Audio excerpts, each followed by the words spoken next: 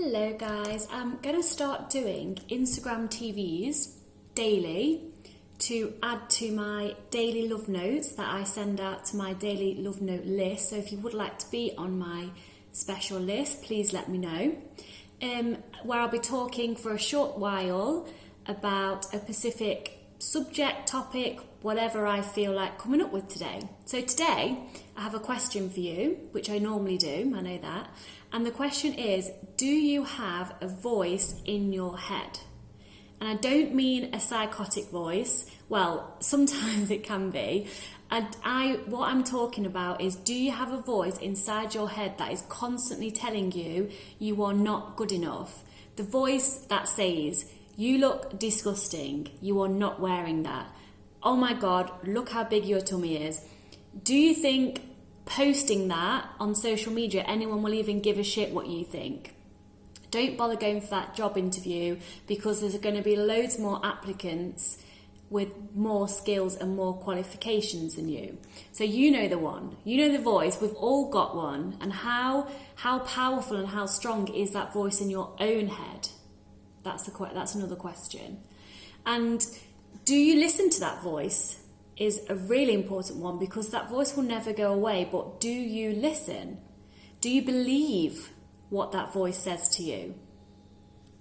And does that voice remind you of anyone? So the way that voice talks to you, does it remind you of maybe your parents or an old teacher? Or is it just purely your own voice that is talking to you like that? Has that voice got any similarities anywhere? Just have a think about that for a moment.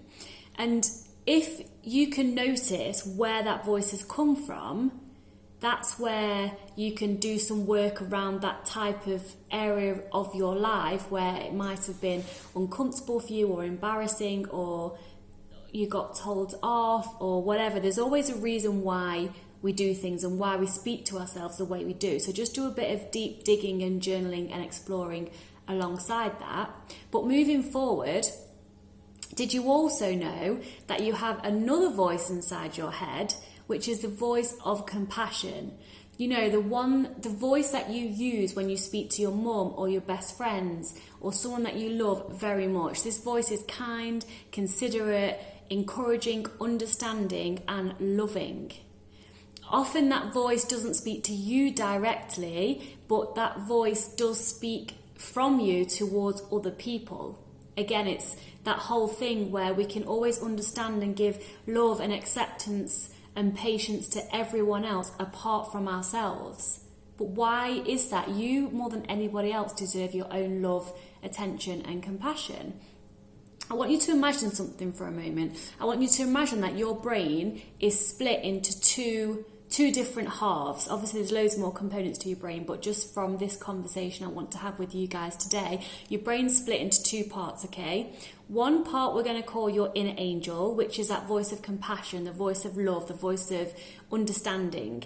And the other half is like that little devil voice. I'm going to call that your inner bitch, because that's what I like to call it when I use it with my clients. So you've got your inner angel and your inner bitch. What percentage of each side of your brain is operating on at the moment? If I had to guess your answer, it most likely might be 80% of your inner bitch is running the show and you're believing her 80% of the time and listening to her, and then 20% would be your inner angel. And mine used to be that too. But now I would say mine's 80% inner angel and 20% inner bitch, because your inner bitch will never go away, but you can challenge her and you can change the way you think by calling her out on a bullshit, basically. So how can you make your angel voice, that half side of your brain that's compassionate, the one that stands out in your head the most? How can you make that the one that you listen to and the one that you believe, like, most of the time? So how do you do this? So first of all, you need to acknowledge and notice that your inner bitch is popping up. And there's 5 points I would like you to practice doing. So first of all is notice that your inner bitch is talking to you. 2, acknowledge her and say thank you, because actually all she's trying to do is protect you from some kind of emotional or physical pain, usually emotional pain. So, acknowledge her and thank her for that. Number 3, choose to release that thought from your inner bitch. So I sometimes imagine like this horrible thought or nasty thought or downgrading thought in my head, like I'm almost picking it out and just like letting it go. So whatever feels good for you, just like release this voice. The most important aspect of this one, number 3, is to not pay this voice any attention. So don't interact with it, don't be consumed by it, just notice it's there, choose to release it.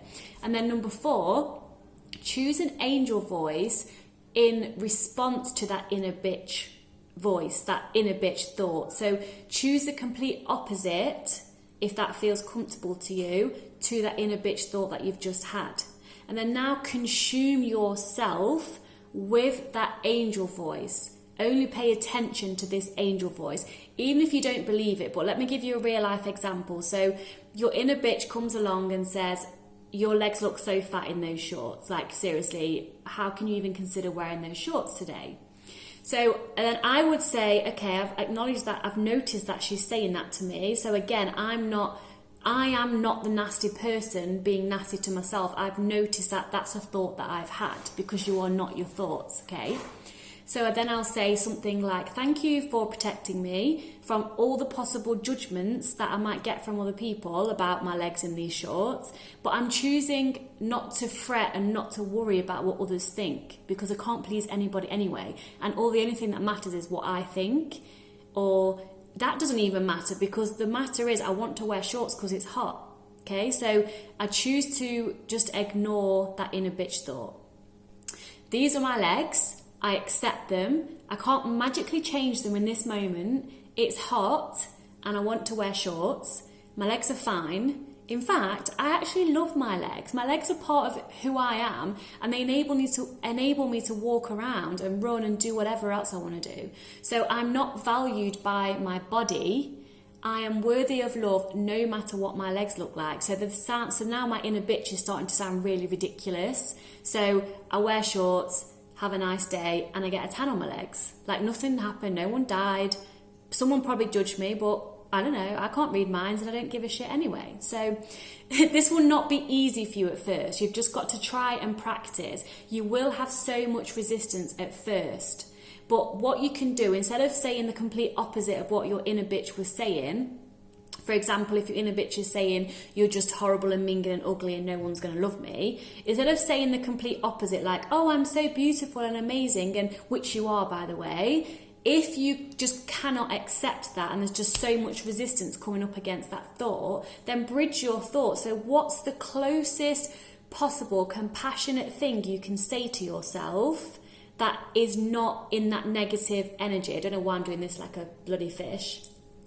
So your negative thought is, I look awful. If I look amazing is too much for you, what can you go from I look awful to I look amazing? What's the closest thing you can do to that? So it might be, if you're really struggling to accept or make it even a possibility to accept that you look completely amazing in your shorts, you could go with, well, I don't think I look great, but I choose to accept it and I want to wear shorts, so I'm just going to choose to do this anyway and not let it ruin my day because my body does not define me. Something along the lines of that.